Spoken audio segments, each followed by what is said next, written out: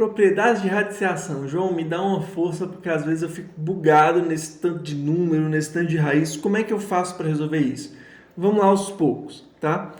A primeira diz o seguinte: se eu tenho uma raiz enésima, ou seja, independente de qual seja o índice de um produto, eu posso separar essas raízes, tá? Eu posso fazer o produto das raízes. Continua aqui, ó, enésimo, o índice se mantém, tá bom?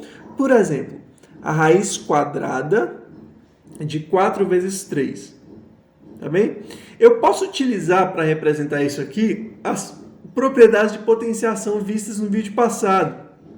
Quais são elas? Ó, eu posso reescrever essa fração como uma potência com número fracionário. Então, eu posso fazer 4 vezes 3 elevado a meio. Por que meio, João? Quem está na sombra aqui é o número 1 e quem está no sol é o número 2. Então, 1 sobre 2. Agora, eu posso também utilizar uma propriedade da potenciação que é separar essa multiplicação. Vai ficar 4 elevado a meio vezes 3 elevado a meio. E agora eu posso retornar para a raiz. Raiz de 4 vezes raiz de 3. Beleza? Então, essa é a propriedade, ela pode ser demonstrada assim de forma bem interessante. Essa próxima aqui, ó, a raiz da fração é a fração das raízes. A gente pode fazer através desse exemplo aqui também, ó. Presta atenção. Aqui também vai ser a raiz enésima, tá? Ou seja, independe do índice. Pode ser qualquer índice, ele vai conservando. Aqui a gente tem raiz quadrada de 4 sobre 9. A gente pode utilizar o mesmo processo anterior e escrever essa raiz como uma potência.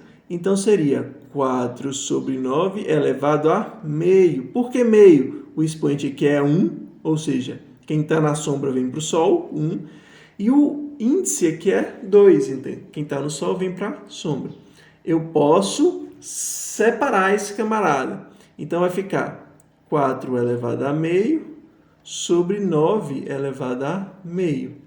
4 elevado a meio é a mesma coisa que raiz quadrada de 4 e 9 elevado a meio, raiz quadrada de 9. Se eu resolver essas raízes, eu tenho 2 terços. Ok? Bem fácil essa propriedade, né?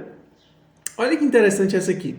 Se eu tiver raiz de raiz, eu vou conservar a minha raiz e eu vou multiplicar os meus índices, né? Mantendo a base quietinha, do jeito que ela está. Por exemplo, isso aqui, ó, eu consigo desenhar isso aqui e escrever da seguinte forma. Olha que legal. Vai ficar a raiz quarta de 3 e essa fração maior, ela já virou aqui um expoente para mim, ó, elevado a 1 terço.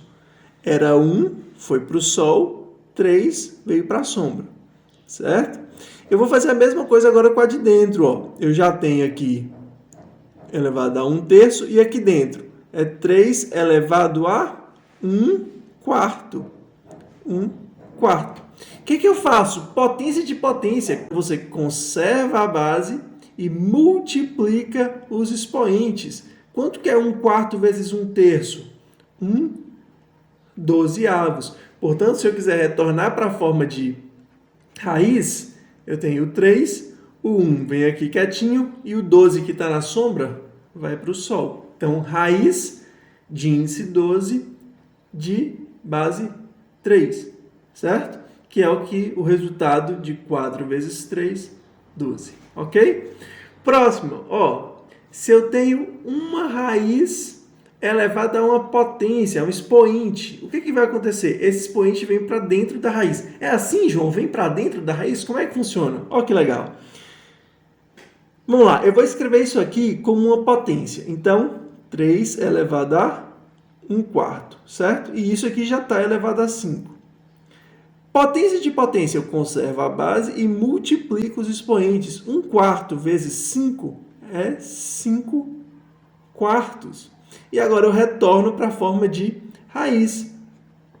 3, quem está na sombra vem para o sol e quem está no sol vem para a sombra. Então, esse é o processo que aconteceu para o expoente ir lá para dentro da raiz.